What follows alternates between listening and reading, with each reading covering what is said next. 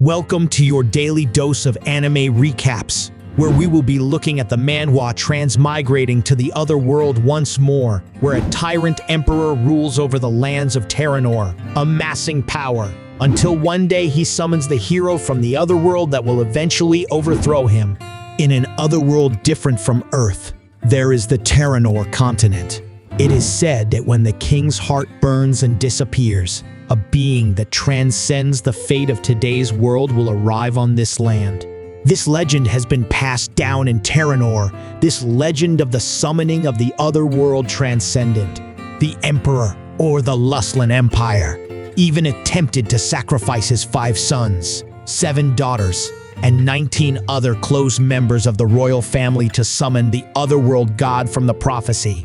However, the summoning brought forth only a boy from Earth, so the enraged emperor banished him from his sight, forcing him to roam the completely strange and new land. 3 years later, the summoned hero, Sung Saihan, managed to get his revenge by striking the emperor down with the help of his 6 trusty allies, including his silver-haired lover Lavina and his black-haired friend Lilstein. The heroes get ready to burn the king's heart, but some of them are worried that Saihan will be returned to his world if they do so. But the blonde hero assures them that he was summoned using the hearts of the royals, not the king himself. Saihan sees no issue with this, because although he admittedly does miss his own world a little, his allies, friends, and even his lover, they all exist in this world, and he doesn't want to leave them behind. Lavina pulls Saihan in for a passionate hug, then gives a dark smirk saying troublesome.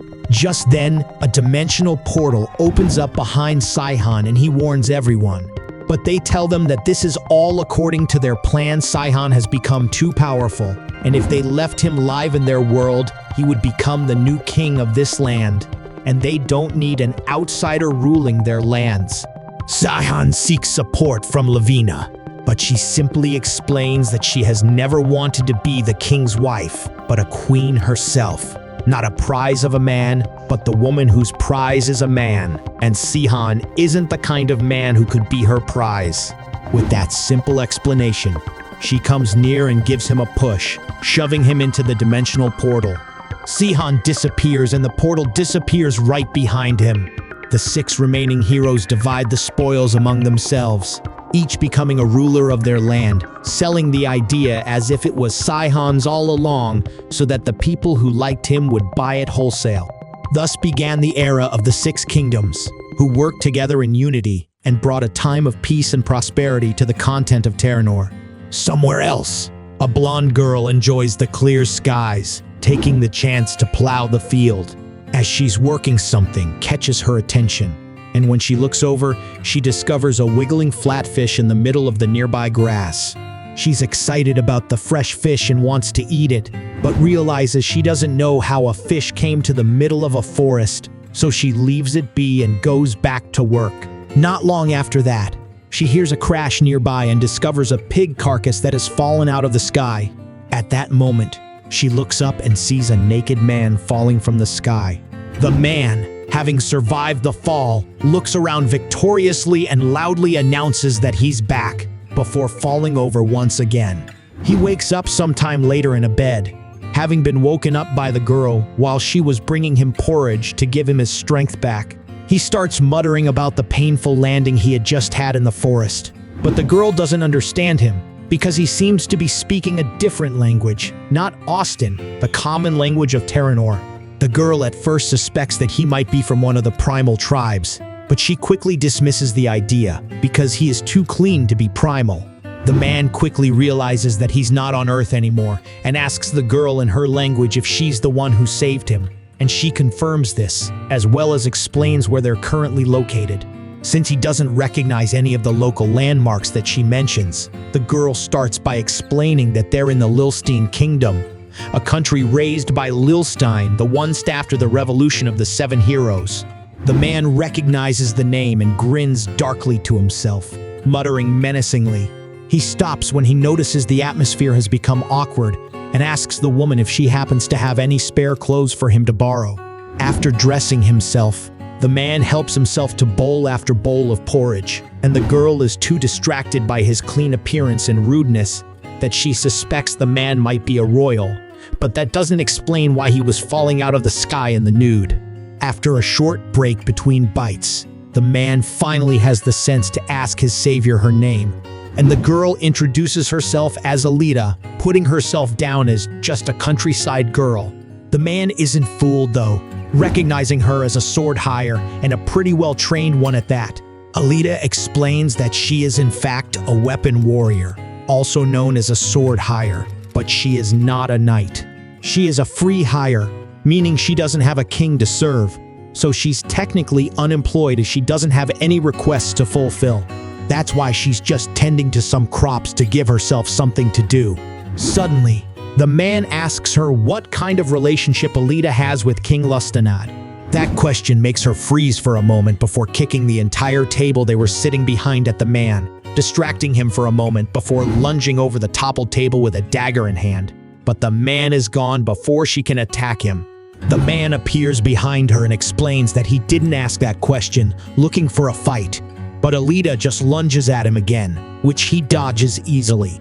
Alita tries attacking him several more times, but he dodges all of those attacks easily as well, which makes her think that he is a sword hire too. She escalates by moving even faster, which lets the man know that she isn't as calm as she appears to be. But he says she has a kind heart because she is aiming for his shoulders, not wanting to kill him. Alita attacks from behind, which the man doesn't dodge, but blocks with the wooden spoon he was eating with just a moment before, knocking her on her backside and disarming her with one move. The man finally introduces himself as Sung Saihan from Earth, and Alita immediately recognizes him as the Otherworld savior of legend, which makes Saihan glad that he hasn't been forgotten yet. He explains that he was genuinely just asking about how Alita feels about the previous Tyrant King, and that he wasn't trying to provoke her. Alita recognizes herself with her full name now as well, as Alitiers, Bola Lustenad Luslan, King Lustenad's daughter. The reason behind her earlier reaction is that after the 7 heroes killed the Berserk Emperor, her father, everyone that's blood related to him was hunted down and killed, as to avoid his next of kin taking control of the kingdom and ruling with the same kind of bloodthirstiness again. Serafina, Altia's mother, entrusted her daughter to Kiran, her bodyguard, to take away and protect Alita with his honor and life on the line. They successfully escape the castle under siege and find refuge in the remote countryside, where Karen raised her and taught her how to fight. They've lived here all alone ever since as free hires, only appearing in a nearby town to take up commissions whenever they run out of money to live off of. Alita also explains that she has no feelings for the Berserk Emperor, but people are still afraid of the appearance of another one, since his bloodline is the one that can open portals to the Otherworld, and that's why everyone is finding and getting rid of anyone from his bloodline. Alita attacked him exactly because as soon as Sihan had asked about the Berserk Emperor, she thought that he was one of those people coming to eliminate her. Alita then asks Sihan why. If he's really the savior of the Otherworld, then why did he come back after supposedly leaving this world? And why did he come back naked of all things? Cyan tries defending himself, saying that the naked aspect of his reappearance in this world was out of his control, because the only thing that can go beyond the dimensions are living organisms and not the clothes they were wearing at the time of the interdimensional travel as well. Alita is shocked by the fact that the heroes of legend used to steal from the people, and Sihan explains that his lover, Lavina, was a thief herself, and besides, they were stealing from nobles, who were more or less all cruel and corrupt under the Berserk Emperor, so their cause was mostly just. Their target tomorrow are Ignious Wolves, who have already caused the previous subjugation squad to retreat due to insufficient numbers, which is why the nobles are now hiring outside mercenaries. Sion reminisces nostalgically about Igneous Wolves and how they were the first thing he fought back when he joined up with his friends. But the nostalgia cuts off quickly with a memory of the last words of betrayal they said to him before sending back into his own world. Considering that he's lost most of his power, they should be a good enough opponent this time around as well. Alita questions whether or not Saihan really lost most of his powers, since he could beat her with a wooden spoon the first time they met, since sword hires can't imbue anything but their metal weapons with their power. And Saihan exclaims that's exactly what he's talking about, because he shouldn't have even needed a spoon in the first place. At least he can take solace in the fact that while his power might be mostly gone, he still has all of his experience. The next morning, the subjugation squad sets out in search for the igneous wolves, with Lord Ted at the helm, wearing a heavy suit of armor. Saihan had healed Alita's arm, so she is ready to fight when he points out the smell of sulfur in the air just before the igneous wolves attack from the bushes and knock over Lord Ted. Saihan points out that the heavy suit of armor made him unable to dodge the attack like he should have. But Lord Ted protests, saying what kind of knight doesn't even wear a proper suit of armor like he does. Saihan makes his way with his sword, slicing through the wolves, realizing that he should be able to take care of the entire pack by himself, but not wanting to in case that calls too much attention to him. While he considers this, a giant wolf burning with blue flames instead of the usual red appears from the forest, the leader of the pack, the great igneous wolf. The soldiers run away in a panic and Lord Ted leaves it all to them, running away himself to protect the soldiers. Not wanting to show off too much, Saihan leaves the wolf pack leader to Alita, while he himself keeps the rest of the pack busy for her. She does a great job of it too, managing to embed the sword in the monster's skull, but it suddenly shoots bolts of blue lightning at her before she can get some distance. She falls to the ground, unable to move, but Saihan is too slow and worn out to reach her before the beast can grab Alita's entire body in its maw, but not so slow that it can carry her off before he cuts it down.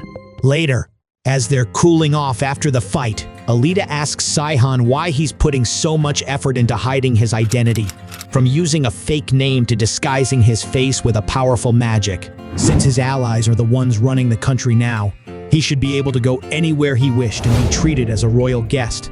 Saihan refutes that, saying that he would be lucky if he didn't get executed if the kings and queens of this new country realizes he came back. He takes the time to explain how the battle with the Berserk Emperor really ended, with him being forcefully sent back to his own world by his so-called allies, explaining that their actions had no hesitation, meaning that it wasn't an improvised decision, but a well-executed plan. Alita takes this information well, asking if he wants to take revenge now. Saihan is shocked that she is so calm about making enemies with all 6 kingdoms of Terranore, but she explains that she has been the enemy of all 6 kingdoms of Terranore for the last 10 years anyways, being the daughter of the Berserk Emperor, and unlike Cian, she didn't have a choice in the matter while he made the choice to come back. Saihan tells her she's hopelessly positive, and she cheerfully responds that she gets it from Kieran, the man who raised her like a father. Suddenly, they hear someone approaching, and it turns out to be Higher Xenon in disguise, pretending to be lost and asking for directions. Even though Xenon immediately tells them he has no intention to fight them, Alita slashes at him, giving Saihan an opening to punch the man into the sky again. However, Xenon manages to cancel out the attack in mid-air, landing on his feet, sure that he is facing the Sung Saihan of legend. To make absolutely sure, he presents the two with a pair of underwear, asking Saihan if it's his. Saihan, disgusted by this, asks Alita to kill the man while he proved support. Xenon, terrified for his life, starts waving the underwear in front of him in surrender, at which point Saihan notices his own name in Korean written on the pair of underwear. Xenon is excited that he actually found Sung Saiyan, explaining that Saihan saved him from Barren Village 12 years ago. He used that same move on the Imperial soldiers that were attacking the village at the time, which is how he recognized him after all this time, using a non-lethal skill that leaves his opponents unable to fight. Saihan is mostly shocked that Xenon is younger than him, at which point Xenon quotes Saihan back at himself, saying something about how the outside looks are only a fraction of who you are. Saihan cringes at this, since he was in middle school at the time. It turns out, Xenon is actually a massive fan of the savior from the Otherworld, even keeping sculptures and figurines of his likeness at the time. as well as collecting every book written about him ever since. Even the underwear is a collector's item, being the same pair that he wore on the day he defeated the Berserk Emperor Lustenad, which Xenon had to pay 6 months' worth of wages to buy at an auction. Xenon then takes time to explain that the only reason he swore allegiance to the Lilstein Kingdom was because they used to be his ally before he returned to his own world. But now that Saihan himself has returned to Terranore, Xenon offers his sword to aid him in his journey. Saihan asks Xenon what would he do if he were to act hostile towards Lilstein. And Xenon simply responds that in that case, the Lilstein Kingdom itself will become his enemy as well. Well, since Xenon knows his true identity now, as well as his face, since he wasn't wearing his magical disguise when he found them, Saihan accepts his sword and his help. For starters, Xenon offers to help out with finishing off the igneous wolves. But Saihan explains awkwardly that they've already taken care of them before he arrived. In fact, the leader's corpse is lying nearby. Xenon, however, informs them that igneous wolves live in male-female pairs, and that he thought they were using the male's body to lure out the mother wolf. Just then, a giant wolf comes out of the nearby brush, burning red, while the other igneous wolves burned a bright blue. Alita makes fun of Saihan for forgetting such a basic fact about how igneous wolves operate, while he tries defending himself, saying that it's been years since he last dealt with one of these. When Xenon interrupts them, offering to handle the newcomer leader wolf to show them his fighting skill. He faces off with the wolf, worried about what kind of impression he has made so far, thinking of being stuck in the ground twice by Saihan's attack, which makes him even more motivated to show his hero how strong he is and gain Saiyan's recognition. Alita is impressed by Xenon's newfound fighting power, while all Saihan can think about is why the man is going so overboard with fighting only one wolf. The two forces clash, Xenon pushing the wolf back with his attacks, which impresses Alita, but not so much for Saihan, who admits that Xenon has some fighting talent for his age. Alita is annoyed at the prodigy for not admitting great power when he sees it, but Saihan waves her off, saying he's no prodigy. He was just summoned from another world, which is why he has extraordinary abilities. He does admit, however, that the only real prodigy he has met so far is Lavina, which makes Alita pause. Suddenly, the female Igneous would breathes fire at Xenon, which he blocks easily before charging at the monster for one last blow. However, he approaches the wolf from above, the same way Alita had attacked, causing the igneous wolf to shoot lightning at Xenon and knocking him over. Alita offers to deal with the wolf, but Saihan points out that he's the best at dealing with magic anyways, so he should be the one to deal with the wolf leader. The fact is, the monsters from the Emperor's monster army were so feared not only because of their power, but because they were so resistant to the magic from this world, but were no match for someone from the Otherworld like Saihan. The wolf shoots fire at the approaching Saihan as well, but Saihan has an absolute magic nullifier, which parts the jet of flames in front of him. He just pretended to run from them like the other soldiers, because he had a disguise to maintain. However, the wolf leader shoots him with lightning just the same, meaning the trio is right back where they started. Saihan is enraged by this, slicing the wolf with one massive attack, killing it instantly. Unexpectedly, the defeated wolf starts disintegrating into blue particles, like a monster from a video game world.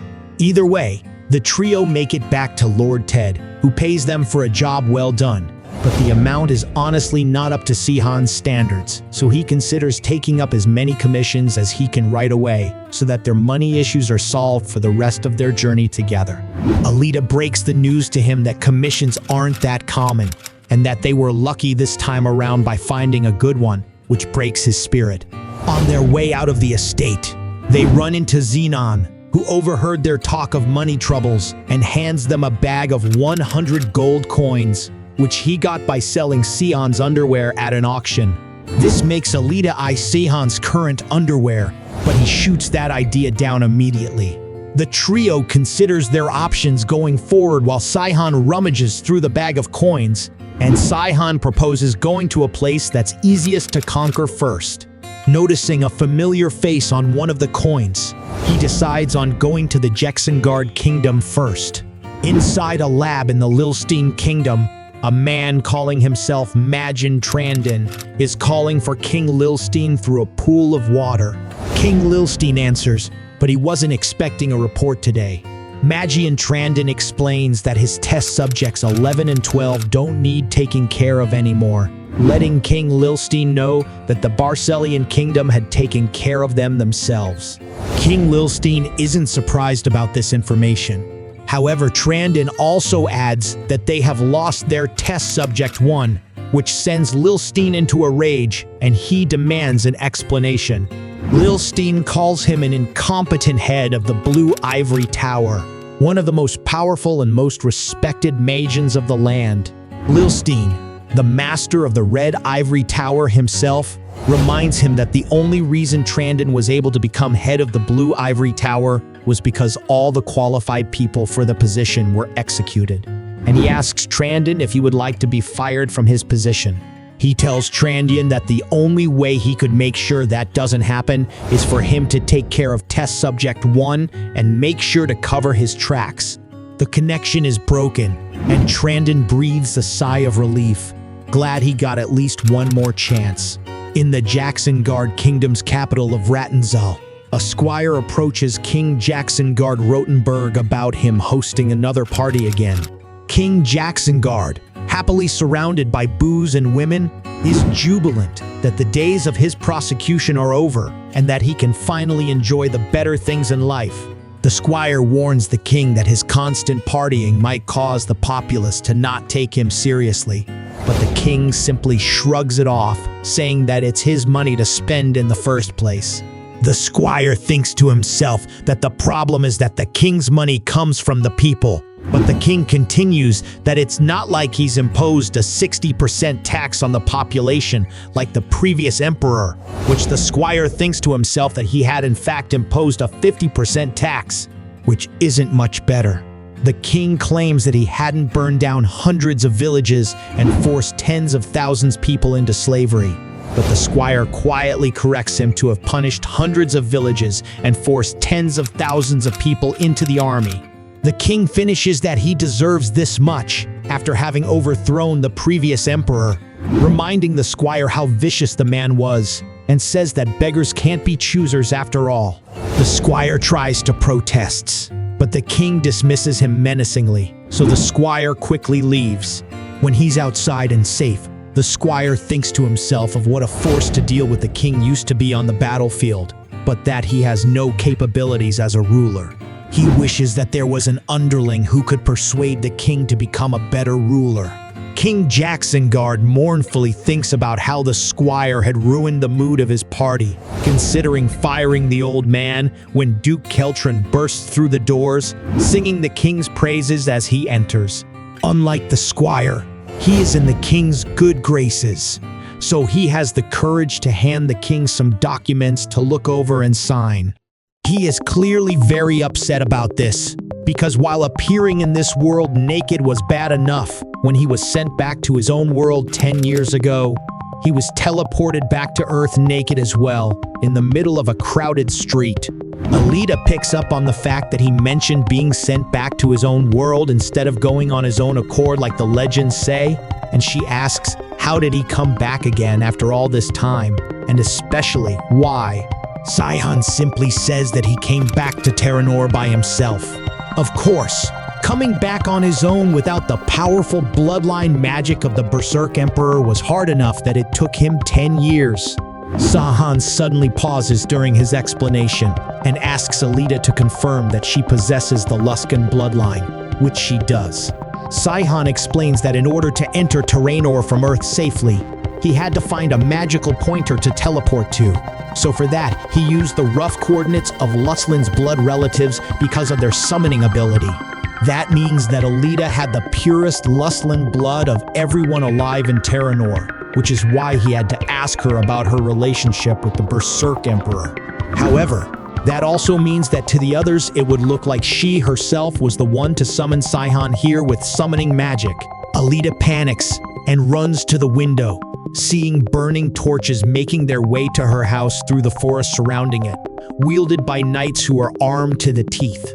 They found this house following the traces of summoning magic, which lead them straight to their house.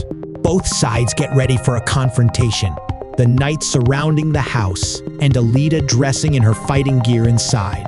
Sihan watches her warm up and realizes that she appears to be used to dealing with crises, thinking that Alita would be mad at her for ratting her out like this without her permission or anything, but she actually just thanks him for letting her know of the approaching enemies before they had the chance to attack.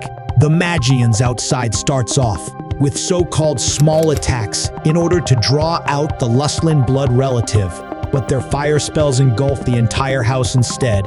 Higher Xenon, the knight leading the attack, has orders to take her alive, but Majin Clan calms him down, saying that the spell might look flashy, but it won't be enough to kill her. Just burn her if she's unlucky.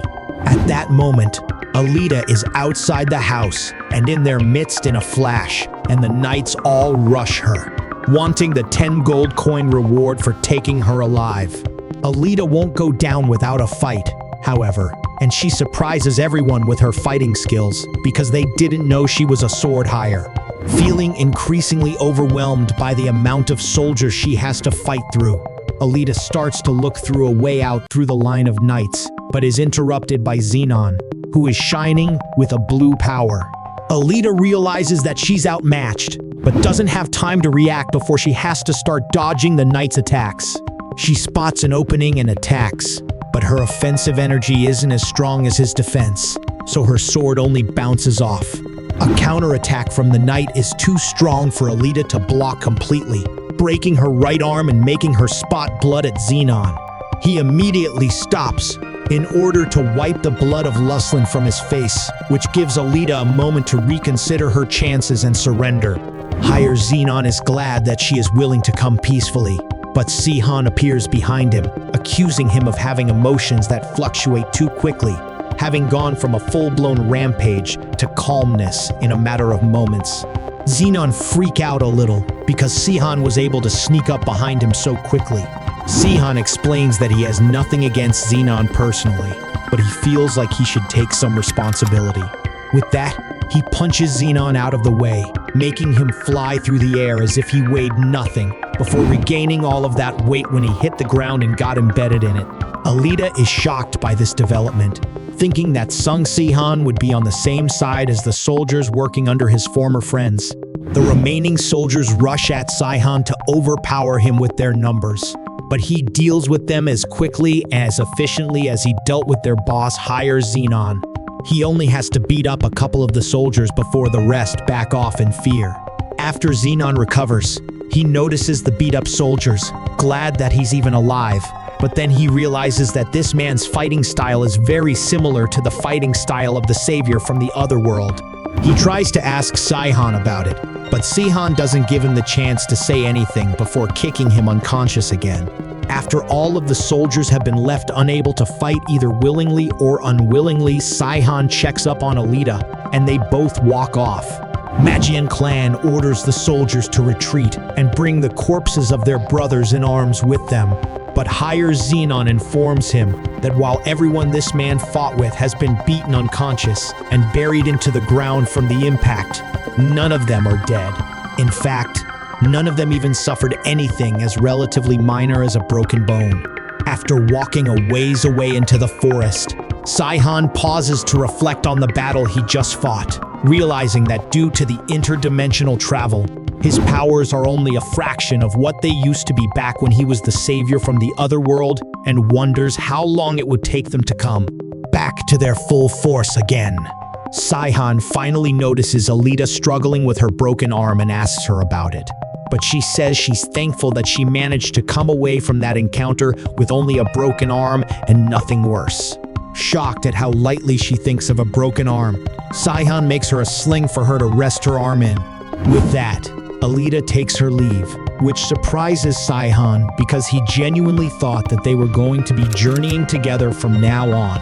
He doesn't even think she can get out of the forest with a broken arm without, so he decides to accompany her some more. since he still feels partly responsible for the reason she was being attacked in the first place, and he also can't leave an injured person to fend for themselves.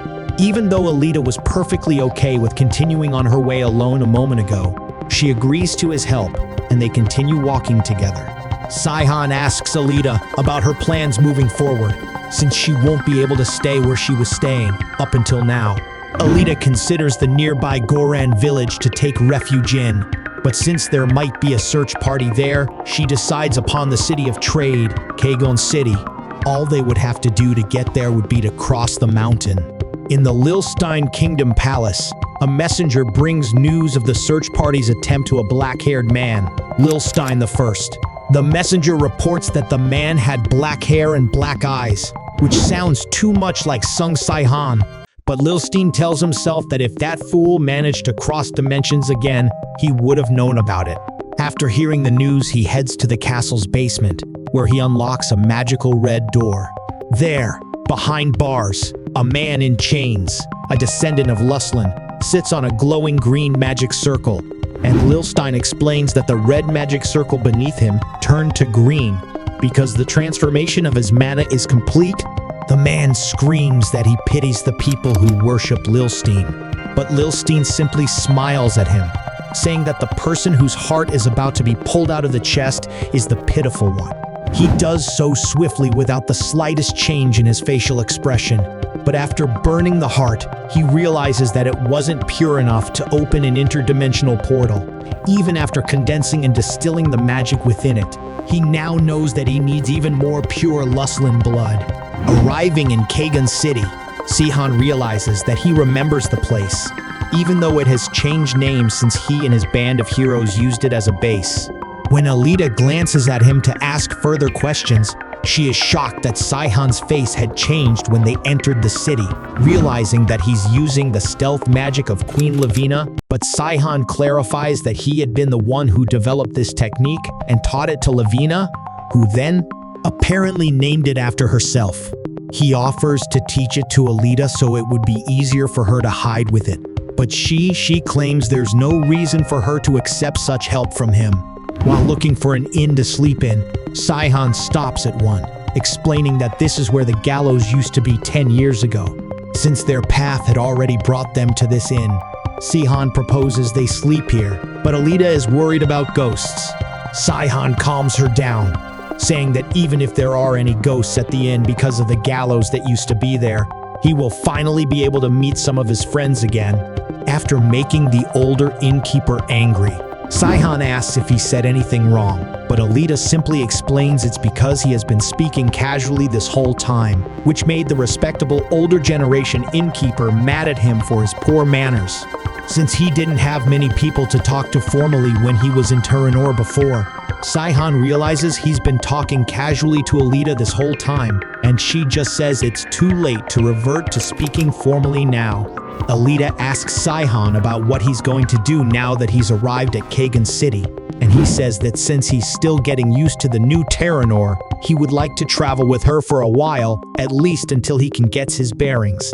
Alita rejects him bluntly, saying that she's not the only local around here to show him around, plus she's a wanted person now, which would bring Saihan more harm than good. So if he insists on traveling with her without a good reason to do so, she'll have to try and think of a good enough reason in his place the whole time they're traveling, which would just inconvenience her when she could be focusing on more important things like staying away from the search parties. Saihan counters that without him, she will probably get caught right away, because ever since his interdimensional travel, they have been linked by a trace that follows them everywhere they go, even if they were to start traveling separately. That means they'd be caught no matter how long or far they would run. Saihan calms her down, saying that since he was unconscious yesterday, he couldn't have done it in time, but he has since blocked the vibrations of the trace they're emitting. The problem with this is that the magic to cancel the trace dimensional vibrations has to be casted again every 2 to 3 days, meaning Alita can't leave his side for longer than that. Suddenly, Alita realizes that she needs Saihan more than he needs her, but Saihan assures her that he does in fact need her greatly. He explains that because he was summoned to this world through the sacrifice of the hearts of the royals, he could stay in this world regardless of the Emperor's will. But this time, the magic he used to come back to this world was more akin to a summoning ritual than a heart-sacrificing contract. So his existence in this world is now maintained through the link he has with his summoner, which is Alita. To put it simply, if Alita dies, he is forced back to his world again and will have to work hard on coming back if he so wished. In the Lust and Odd Kingdom's capital, Delstre, Higher Xenon pleads to Higher Endarwin to give him a chance to reclaim his honor. Higher Endarwin tells him there is no need, because the king himself hasn't tried to punish any of the troops that returned from this failed mission, and he thinks Xenon is a fool for wanting to go back on the battlefield with untrained troops rather than suffer the dishonor of a month's probation. Xenon counters by asking how can someone who disobeyed their orders be so easily forgiven, and claiming that is the responsibility of a knight to reclaim their fallen honor for themselves. This declaration truly impresses Endarwin, so he gives him the permission to go ahead and reclaim his honor as a knight. Making his way through the palace, and Xenon correctly deduces that without money, the two sword hires he is hunting will be forced to take requests as free hires, and guesses that from the direction they were running away in, their most likely destination, where they can also take requests, Kagan City. His plan, therefore, is to use this information and pretend to be looking for them while asking around what requests they accepted, capturing them quickly and efficiently. Being fair to himself, he couldn't care less about the Luslan blood relative he wants to see if the man who had been accompanying her was really Sung Saihan or not, because he looked too similar to him to be a coincidence. Trying to earn some money, Alita and Sihan now work as mercenaries for a nobleman named Lord Ted, accompanying some of his monster subjugation squads as mere fighter rank hires, which the Lord thinks is impressive for their age. But Sihan is bummed out by this, having achieved the divine rank of higher the last time he was in Terranore, but is now a lowly fighter rank due to the exertion of interdimensional power. Sung Saihan, although introducing himself as Cianstein, bemoans having to work as a mercenary for money, saying that they used to just pick a random nobleman's house like this one and steal what they needed. King Jackson Guard, however, dismisses the pile of documents altogether. Meanwhile, in the western outskirts area of Rattensel, the trio of heroes stands before an old-looking house that Saihan had bought during his time in Terranore. He explains that staying at an inn for too long will attract attention, so they might as well use the dilapidated house as a temporary base of operations while they're here. Xenon is horrified that the great hire Saihan would have to stay in such a lousy place, and had he known this would happen, he would have sold his own house for them to be able to afford a better one. Once they enter, Sihan and Alita deem the place suitable once it has gone through a bit of cleaning, but Xenon thinks it is unacceptable and kicks the pair out to do some more intense cleaning. After a few moments of worrying amounts of noise, they enter a house that looks almost brand new.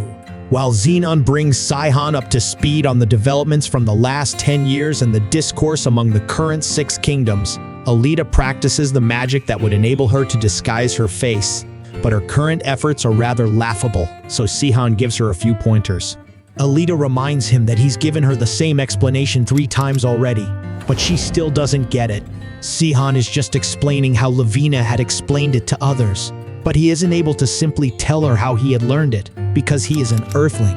The difference between him and the people of Terranore is that while learning how to control their fighting power, people of Terranore stumble around as if trying to find something in a pitch-dark lighthouse. But for an Earthling like Sihan, the lights in this metaphorical warehouse are fully lit. As a result, he was able to reach the pinnacle of fighting and magical energy mastery in just 3 years. That's why he doesn't consider himself a prodigy. His talents have something to do with a person's body and mind being reconstructed when crossing dimensions. Alita asks Saihan if they were to send someone from Terranore.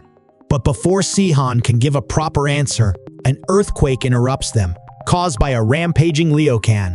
Saihan, The goody two-shoes that he is rushes in to save the civilians, as do Alita and Xenon. After cutting down one of the monsters, they're informed that there are 30 more of them throughout the city. While they're cutting down every monster in sight, the Jackson Guard Knights finally show up to the scene. But instead of helping with the rampaging monsters, they instead surround Saihan with their weapons drawn, commanding him to stop attacking the monsters because this area is now under the control. Alita protests, saying that people are dying in front of their eyes. The knights simply shout at them that the king orders them to back off. Suddenly, King Jackson Guard himself shows up, acting all heroic by announcing that he is here to save his own people. He orders his knights to protect the civilians while he single-handedly deals with the monsters with his 2 giant battle axes. His fighting style attracts a lot of admiration from the onlookers. Sensing that they are outmatched, the Leokins try running away, but are unable to due to King Jackson Guard's battle seal, summoning the hand of a giant out of the ground to defeat all of the monsters in one strike. The civilians cheer his victory, while Saihan realizes that the whole monster invasion was fabricated to stage him defending the citizens and gain their trust. Saihan is disgusted that Jackson Guard would stoop so low for popularity.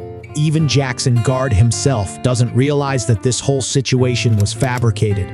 Jackson Guard suddenly fixes his gaze on the disguised Saihan. But before he can investigate further, one of the knights announces that it is time for the king to return to the castle. Saihan considers that even though 10 years have passed, Jackson Guard is still an idiot. Even though he managed to get this close to Jackson Guard today, it's still too early for Saihan to reveal himself.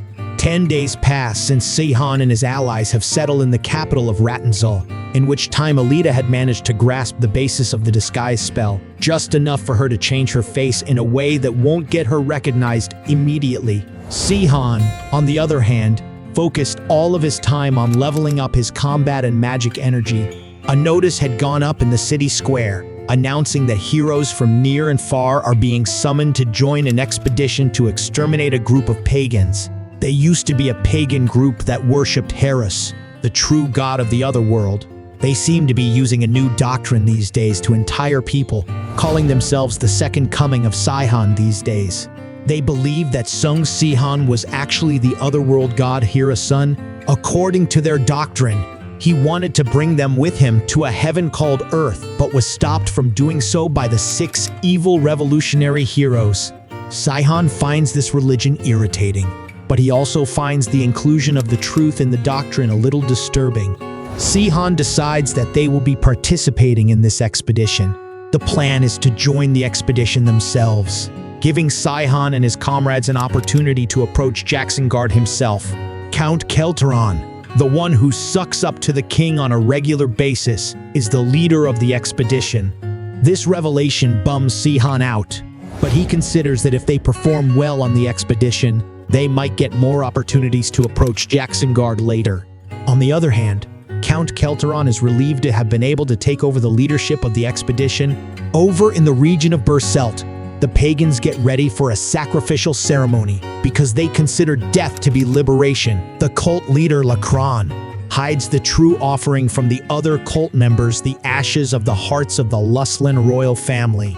As long as he keeps offering the ashes, along with the human offerings, the Earth Dragon will obey his orders. In a forest not too far, the Rattenzal expedition prepares to set up camp for the night. As the heroes prepare camp, Xenon points out that there is no organization, just chaos.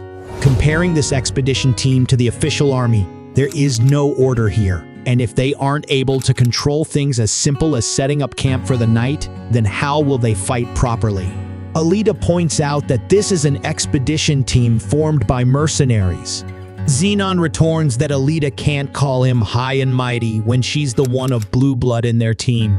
Saihan tells them to cool off with the identities, since Saihan and Alita would be the ones to get in trouble. To change the subject, Saihan mentions that it's about time they ate, and Xenon quickly jumps to volunteer to cook and starts preparing a stew.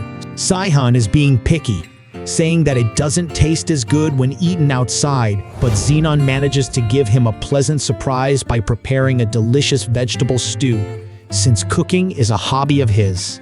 As they finish up their stew, it begins to rain, so the mercenaries move into their tents. Saihan complains that he can't sense things approaching as well in the rain, but Alita calms him down. Besides, the cult itself is comprised of humans, so couldn't they simply command the demons to attack in the rain anyways? Saihan dismisses this concern.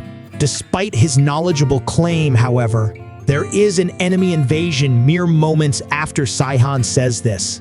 Saihan questions whether things have changed in the 10 years he's been gone, but there is no time to ponder such questions. The mercenaries are ordered to form a circle and are to prepare for an attack. The demons, however, are very persistent and do not run away after being injured by the mercenaries like they should. Saihan reminds them that the demons are being controlled and will not stay down until they are killed.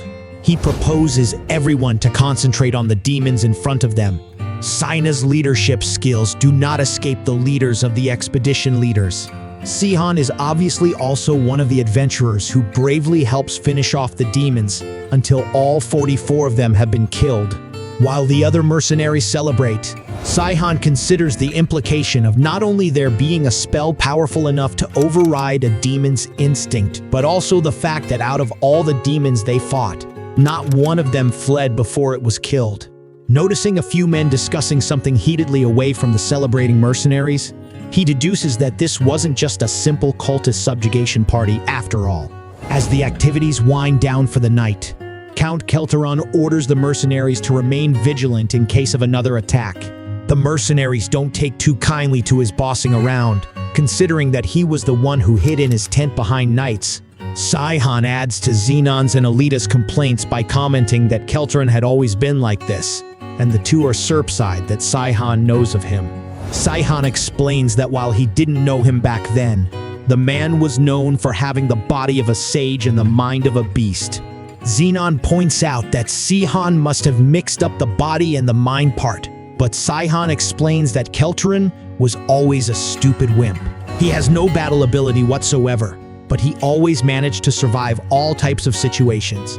In fact, he's surprised that a useless individual like him even managed to rise to the position of a count.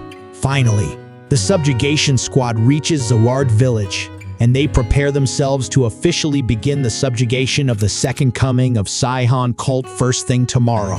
The mercenaries are mostly just glad to have the chance to sleep on dry ground for once.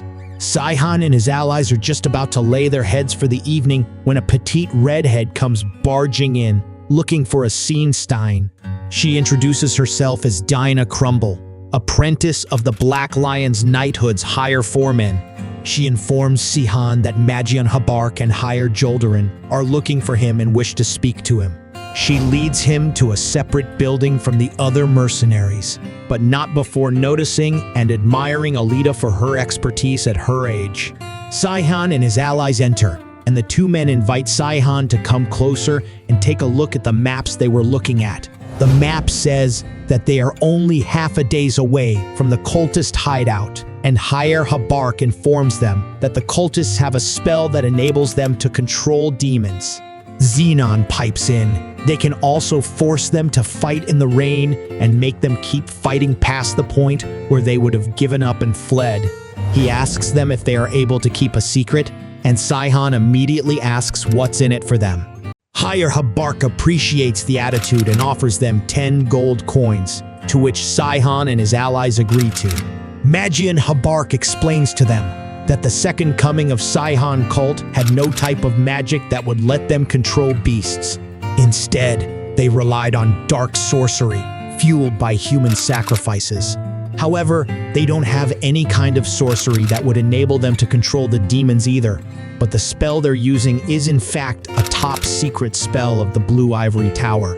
He explains that there was once a Magion by the name of Rakran Proud, who possessed just the right combination of skill and talent to get him recognized and give him the right to participate in the Blue Ivory Tower's top-secret experiments. but because he wanted to do so much at once, accidentally let some of the beasts that were being used in an experiment loose, causing him to lose all of his titles and rights. Consequently, he was sentenced to the four-element punishment, a spell that the tower uses to execute people. In essence, he was sentenced to death. Xenon is shocked at what kind of experimental accident gets someone killed, but Manhwa reprimands him for speaking out of line. Habark continues that the tower does not know how, but Rakran somehow managed to escape his cell before his execution, taking one of the experiments with him, a beast which just so happens to have the control other beasts in the vicinity. Only later was it found out that one of his parents was actually a high-ranking member of a cult, which is now the second coming of Saihan cult, which means they are using that same experimental beast to strengthen their forces. Habark concludes that the real objective of this expedition is to kill that beast and remove all traces of the Blue Ivory Tower's involvement in this incident. Saihan is honored, saying that with all the string knights and exceptional magians on their midst, they could definitely kill a dragon. Habark agrees, pointing out that the missing experimental beast is just that, the Earth Dragon. The next morning, Saihan, Xenon, and Alita weigh their options. Saihan thinks that since they were bought with 10 gold coins, they have no other choice but to accept the offer and do as Higher Juldaran and Manhwa want them to do. Alita disagrees, saying that they were given the information up front instead of having simply been given orders to follow. San admits that he might be able to use the same information to get closer to Jackson Guard. As they discuss this, they are interrupted from their discussion and the washing of their laundry by the women of the nearby village, who have come to do their chores as well. Saihan and his allies make some small talk before finishing up and leaving the women to their work. But as soon as their backs are turned, the women take out the weapons they hid in their laundry and attack our heroes from behind, having been cultists in disguise. Alita is the first to react, throwing one of the women off balance. Saihan asks her how did she know it was an ambush, but Alita just explains that she didn't. She is simply always cautious when someone approaches her, even for some small talk. The battle is over in only 10 seconds. The women all knocked out, and not a single scratch on our heroes. Saihan wonders why they were being targeted just now, since they're not important figures of the subjugation squad or anything. Suddenly, Xenon brings their attention to a fire-red horizon that is filling with smoke. The cultists weren't just after them, they were after the whole subjugation squad. And if the massive fires are any indication, it means that the whole village that they stopped at was a den for the heretics. Back in the village, the subjugation squad has to deal with both heretics as well as demons. But the Hires are powerful enough to just be able to keep themselves alive, but there's no end to the demonic beasts. The heretics must have mobilized all the demonic beasts in the mountain range, separating this village from the cultist hideout. The Earth Dragon is only 100 years old, according on the test specimen, but due to the experiments done on it, its mind control abilities have been increased to the level of a 500-year-old dragon. However, since the only thing they enhances were its mind control abilities, its fighting energy, mana, and physical abilities are still on par with a 100-year-old dragon. Things get tense when the beasts attack the tavern, where Count Kelteron is cowardly hiding without his high-powered escorts, which are outside fighting monsters instead. Luckily, Saihan and his team arrives just in time to save them from the monsters, dispatching them quickly and efficiently. After being ordered to stay near the now ruined tavern and protecting Count Kelteron like the good mercenaries that they are, Saihan can sense something big approaching the village. Although the monster attack is almost over, Saihan notices that there aren't enough monster corpses lying around, meaning that they had managed to flee before they were killed. That's when the Earth Dragon itself makes an appearance, causing the mercenaries to panic. The Magians manage to create a water barrier just in time to protect the whole squad from the giant monster's fire breath. But even though they could technically take the monster on, they're tired from fighting all of those smaller monsters it sent ahead. However, the highly trained Black Lion Knighthood pulls itself together, no matter how tired they are. using their unique combat magic of combining their shields into an iron wall, not budging an inch from the dragon's attack. That reckless way of combat reminds Saihan strongly of what Jacksonguard was like back then, not just his reckless personality, but also the same fighting style. He smirks to himself, thinking that they probably have the same weakness that Jacksonguard did back then too. Following his deductions, Saihan announces that the Black Lion Knighthood will not be able to defeat the Earth Dragon with their tactics, and that they will be joining in the fight. Count Keltaron opposes this, saying that they should stand back and protect him like they were ordered to. Saihan points out that if the Dark Lion's defensive line falls, then they will be the next to die to the dragon anyways. Keltaron agrees, saying that then they should help him retreat, which absolutely appalls Alita and Xenon. Since they have no other choice, they plan on knocking him out to shut him up, but he casts them in their plan before they can do so. Just as Keltaron is about to shove them towards the escape route, the redhead Dinah Crumble sneaks up and knocks him out from behind. They arrive at the front lines as the Hires and Magins are on their last legs, and both Alita and Xenon manage to jump in just in time to prevent further casualties. Seeing as Alita's hand got injured when attacking the dragon, Saihan announces to the other knights and mercenaries that normal attacks don't work on the dragon, and that they will have to peel off its hard scales before they can start attacking properly. However, before the humans can get on the offensive, the dragon seems to freak out about the blood that Alita had left on its face and runs off back where it came from. With the battle over, the knights round up all the remaining cult members are tied up, and the conscious ones spout nonsense about how Sung Saihan will save them and punish the unbelievers, which is a bunch of nonsense that Saihan cringes at when he hears it. Alita sums up that there are only around 600 troops remaining of the subjugation squad, since it's been 3 days since they left the village. She questions if that means that the cultist subjugation is over, since the main leaders of the cult would have escaped by now. Then again, they managed to take down so many cultists in only one night that the mission should be considered a success anyways, since the eradication of the cultists wasn't the main objective in the first place. Back in the cave where the Earth Dragon resides, Rakran notices that the Earth Dragon is not listening to his commands anymore. He needs this dragon's abilities to be able to get rid of the chase party that has been after him since his escape from prison, and once he does that, he can also screw over the Magians from the Blue Ivory Tower. Once that's all over and done with, he can then live luxuriously off the riches he has made from running the Church of Second Coming of Saihan. He tries commanding the dragon once more with the powdered heart of the royal family, but what remains of his stash all burns up in his hand at once. Once that happens, the dragon gets up, looming over Rakran, the mind control magic having broken at last. Moments later, the Earth Dragon leaves the cave and the unmoving, bloodied body of Rakran in it. Hired Joldarin and Magion Habark locate the cave the cult had been using as a base of operations, surveying the area and analyzing the situation. But they are a bit annoyed by the presence of Count Keltaron, who is not supposed to even known of the Earth Dragon. Keltaron makes a fuss about only been assigned only one Black Lion Knight and 2 Magians, thinking he needs at least twice as many troops assigned to him. And he only came along because he weighed his chances and concluded that he was the safest with the most powerful people in the squad. Saihan and his squad had come along too, and he overhears one of the men explaining that he gained knowledge of this cave's location due to confession magic. Saihan thinks to himself that while yes, what the Magians used was confession magic, but once that proved to not be working on the cultists, he saw them using some kind of black powder, after which point the cultists started confessing very easily. Just then, the Earth Dragon starts making its way out of the cave, and the men prepare for battle.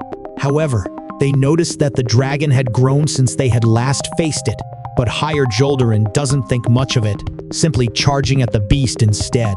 Magion Habark is glad to finally have the chance to show off some of his more powerful single-target magic, which he hadn't had the chance to use before against such a large number of enemies. Together, the Magians attack using ice and earth magic, while the knights stay back and defend the Magians, should the dragon manage to fight its way through the barrage of attacks. However, none of the multitude of spells even get close to the monster, disappearing on its way to their target. That means that magic is as effective on the dragon as ordinary attacks, and since all that's left of the actual force is just 3 Black Lion Knights, they'll most likely all die. Sahan decides to risk revealing his identity in order to save everyone. He unleashes his legendary aura and charges the dragon, striking it successfully in the neck by using Heaven's Breaking Aura, a skill that was created solely to be used against the Berserk Emperor's monsters. The fact that he can tell that the skill isn't as strong as it used to be is driving Saihan crazy, but it's all he can do to finally pierce the dragon's impenetrable scales to create an opening for the others. The others pick up on his tactic and begin to support him the best they can, while Count Kelteron might have an idea to whom that aura really belongs. However, the dragon is gathering its strength, but before it can attack with its full strength, Saihan makes use of one powerful skill after another to finally kill the monster. Silence consumes the battlefield, and Saihan anticipates for everyone to figure out his identity, but instead they start singing his praises for defeating the Earth Dragon single-handedly, wondering why he's been working as a free hire with that kind of talent. Although his power has decreased since he was last in Terranore, his past self would have dealt with the dragon with only one blow, which definitely would have blown his cover. So in the end, it's a good thing that he has to deal with the frustration of not being at his full power this time around.